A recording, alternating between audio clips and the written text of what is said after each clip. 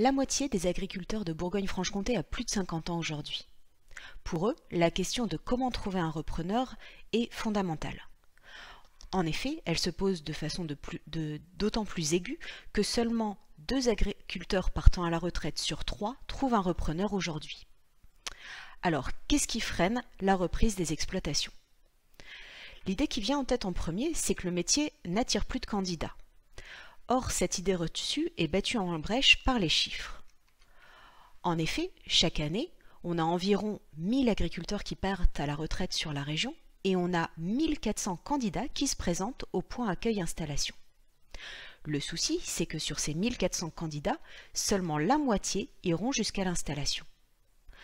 L'autre moitié peut être découragée soit parce que lors de la maturation de son projet, elle s'est rendue compte que l'installation agricole n'était finalement pas ce qu'elle souhaitait, mais il y a aussi des candidats motivés qui ne trouvent pas d'exploitation agricole à reprendre.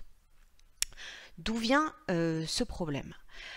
Alors, on se rend compte qu'en fait, les exploitations agricoles à reprendre ont des différences majeures avec les projets des candidats et que ces inadéquations freinent la rencontre entre cédants et repreneurs.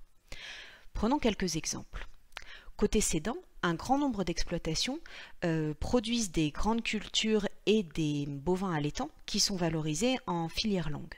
Côté candidat, le rêve est plutôt de s'installer en diversification avec par exemple du maraîchage bio ou de la production de fromage de chèvre qui seront vendus en direct. Côté cédant, on a de plus en plus de places comme associés dans des sociétés, alors que côté candidat, on se rêve plutôt en créateur d'entreprises individuelles avec énormément d'indépendance. Enfin, côté cédant, on a des capitaux qui sont croissants depuis de nombreuses années et une rentabilité en berne sur de nombreux systèmes qui vient en fait en rupture avec les capacités de financement que peuvent mobiliser les candidats. Face à ce constat, que peut-on faire? La première piste est de multiplier les rencontres entre le cédant et des repreneurs potentiels.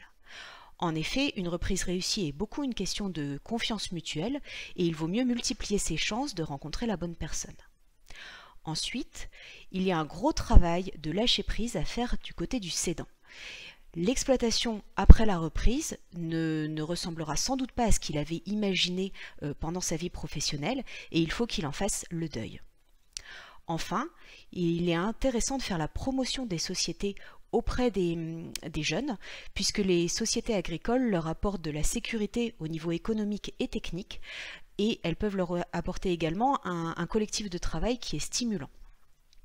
Il y a un travail à faire côté société en revanche pour accepter de faire évoluer l'objet de la société en fonction des désirs du candidat et également pour soigner les relations humaines afin que le collectif de travail soit ouvert et accueillant.